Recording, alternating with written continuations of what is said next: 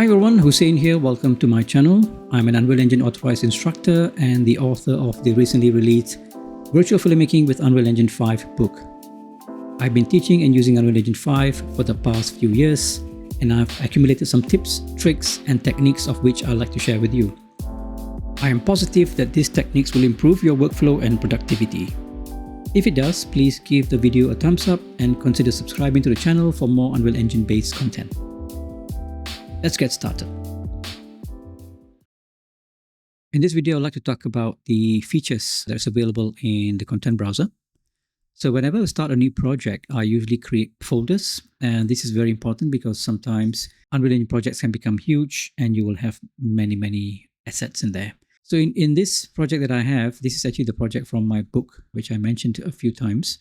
So if I were to create a new folder, I do a right click over here and I can say new folder. Now I'm just going to call this my folder. Okay, and the next thing I like to do is actually like to color my folder, give them a theme or something. So right click on it and say set color. I say probably use this color over here, and then I'll go around and putting colors for the other folders as well. So we'll go to set color, new color, maybe give this in a green color. Okay, so it's visually easy to recognize them. And the other thing that I like to do is actually, if you look on the left side of your content browser, you will see something called the favorites. So there's nothing in there right now. So once I create my folders, I like to put them into the favorite section over here. So if I do a right click here, go to add to favorite, now it's going to be over there. Even for this one, right click, add to favorites. It's easy to find your most used folders here instead of looking for them over here like that. The next thing I want to talk about is actually the collections section here, or collection area. So collection is a bit different compared to favorites, because favorite, you can actually favorite a folder or subfolders, but collection, you can actually collect different assets from different folders into a collection. In my case, if I click on my Space Shuttle collection here, I have a collection of all my assets, including the textures, the materials, and also the effects that comes with it. So you can actually have a collection of assets which are not in the same folders. To create a collection, you can click on this plus sign over here. And in my case, I only have the local collection enabled for me. And I'm just going to call this animations. If I jump back to my content folder, I have something called the animation sequence here. Let's just say that we wanted to put all the bird animation into this collection over here. So I'll select the bird animations and I do a right click on any one of them. I say manage collection and click on animations. In fact, I should rename this to animations _ birds. This is how you go about creating the collections in the content browser. The next thing is talking about filters. I spoke about this in my last video.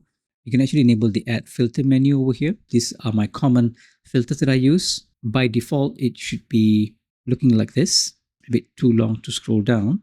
So what I like to do is I like to click on the settings over here and say, give me a horizontal view of that. So I can go around and clicking on this to filter through my assets. It's a good way for you to look into things or find things using these filters over here. Instead of using the filters over here to look for assets in your content browser, there's another way of looking for some advanced stuff. So if you click on this search content window over here, you can actually type in some strings, or in this case, arguments that you can actually look for stuff in your content browser. For instance, you want to find textures which are larger than 8K or textures which are 8K. You can actually look for something like dimensions equals 8192. You can actually type it in. But in my case, because I've already used it previously, so it's already there.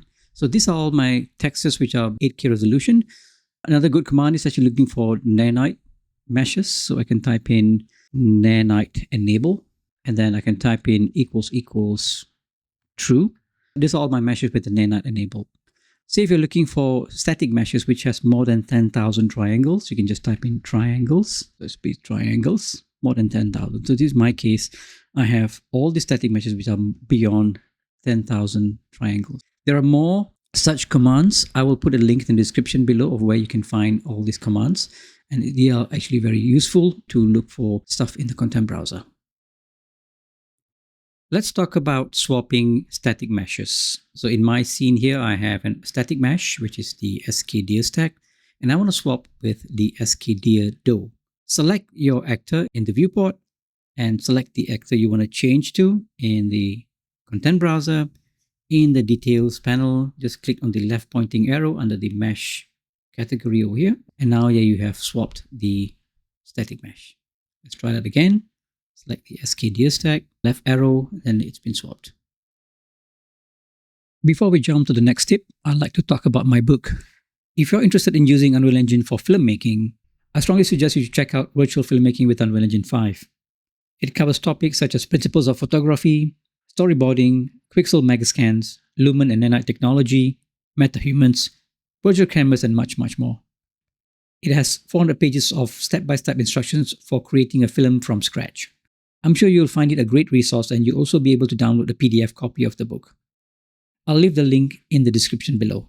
Okay, on to the next tip. Another important aspect of Unreal Engine that you should know is how to transfer files, folders, or assets from one project to another project. Let me show you how it works. So I have a folder here which is a animal variety pack, which I'm going to transfer into another project over here. So I'll do a right click, migrate, and the engine will select the objects or folders which are all associated with that folder over there, and click on OK. And here we have to browse to where you want to send it to. In my case, it's the migration folder or migration project, and then select the content folder and click on select folder. And within a few minutes, everything's been transferred over. Now, if you open up the new project, it has the animal variety pack folder in there. This is how easy it is to do migration.